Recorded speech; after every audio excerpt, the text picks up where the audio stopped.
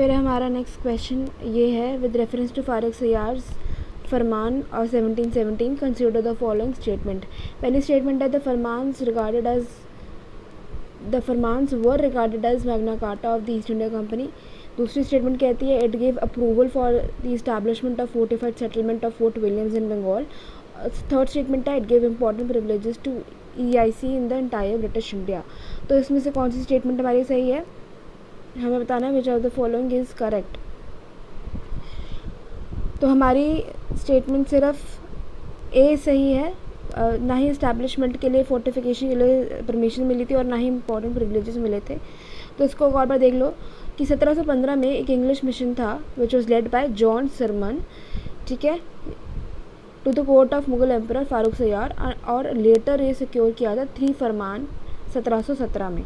जो फरमान थे ये obtained regarded as the Magna Carta of the company. Statement 2 जो है वो इनकरेक्ट इसलिए है क्योंकि इंग्लिश ने कंस्ट्रक्शन जो फोर्ट विलियम की स्टार्ट की थी वो अपने खुद से की थी बिना परमिशन के 1700 में, और जो फरमान इशू किए गए थे वो तो फारूक सैयार ने 1717 में इशू किए थे।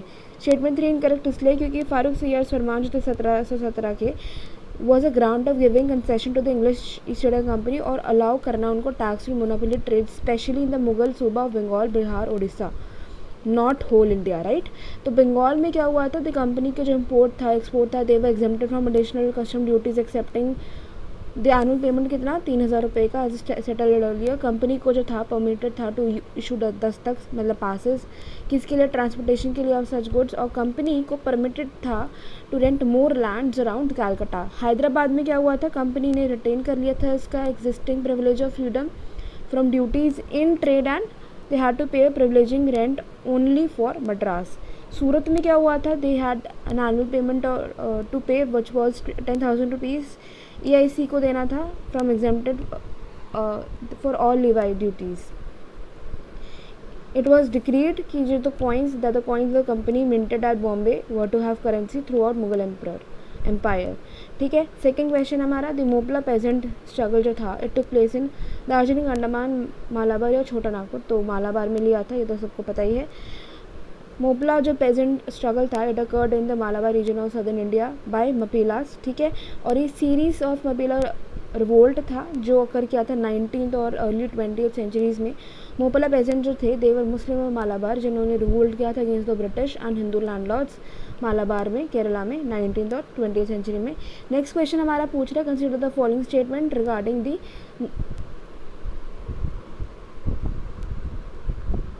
वेट अ मिनट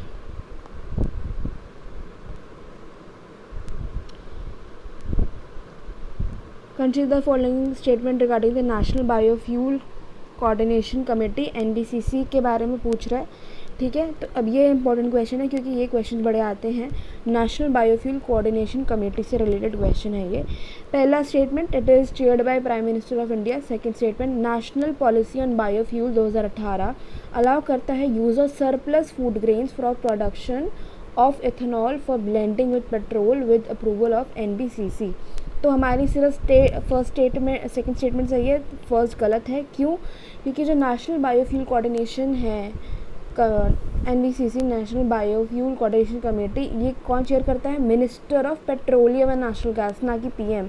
और ये रिप्रेजेंटेटिव होते हैं from and there are representative from 14 other ministries और डिपार्टमेंट जो which has been constituted to provide overall coordination, decision लेंगे मैटर से रिलेटेड कमेटी उनको कमेटी को इफेक्टिव बनाने के लिए। स्टेटमेंट 2 करेक्ट है। जो फार्मर्स हैं farmers are at a risk of not getting appropriate price during the production of surplus phase. इसकी वजह से taking this into account the policy allow करती है for the surplus food grain production of ethanol for blending with petrol with approval भी चाहिए किसका, NBCC का, ठीक है, NBCC का। Consider the following statement regarding English East India Company. पहला its establishment its first factory in Cochin और दूसरा Bombay was the initial headquarter of east India company in the western presidency. हमें बताना है कौन सा करेक्ट है। दोनों ही इनकरेक्ट हैं, क्योंकि 1611 में English had started trading at Masulipatnam, ठीक है, on the south east coast of India, और लेटर उन्होंने इस्टेब्लिश कर दी थी अपनी फैक्ट्री देयर इन 1616, लगभग लाइक 5 years लेटर।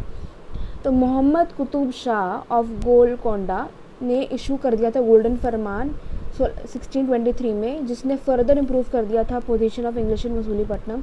जो फैक्ट्री इस्टेब्लिश हुई थी मसूलीपट्टनम में, that was the first settlement of English EIC in India. Member of Masulipatnam council जो था the British merchant Francis Day, इसने 1639 में रिसीव किया था from the ruler of Chandragiri permission to build a fortified factory और मद्रास में, which later became the Fort George, और replace कर दिया था Masulipatnam as the headquarter of ये English settlement in south India. ठीक है, तो कोची नहीं था, क्या था ये हमारा मसूलीपट्टनम। नेक्स्ट हमारा स्टेटमेंट गलत इसलिए थी क्योंकि 1612 में कैप्टन थॉमस बेस्ट जो था उसने डिफीट कर दिया था पोर्चुगीज़ को in the sea of Surat. And empress Jahangir ने परमिशन दे दिया था to English in early 1613 to establish a factory at Surat under Thomas Edworth. Later what happened, Bombay had been gifted to Charles kings two by the king of Portugal as dowry when Charles married Portuguese princess Catherine in 1662।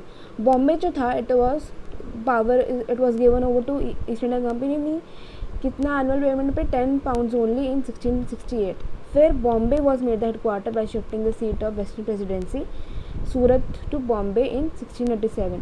Next question हमारा, which of the following were not the objectives of the Queen's Victoria's Proclamation? पहला statement, the East India Company rule was abolished, the era of annexation and expansion ended, and the deprivation of freedom of religions of India। तो हमारी सिर्फ इसमें क्या हुआ था, objective क्या था इसका, हमें बताना कौन सा ऑब्जेक्टिव नहीं था। तो इसमें थर्ड ऑब्जेक्टिव नहीं था, दोनों ही ऑब्जेक्टिव थे। तो देखो, even before the revolt could suppress fully, जो ब्रिटिश पार्लियामेंट थी उसने अगस्त 2 1958 में एक एक्ट पास किया था for the better government of India.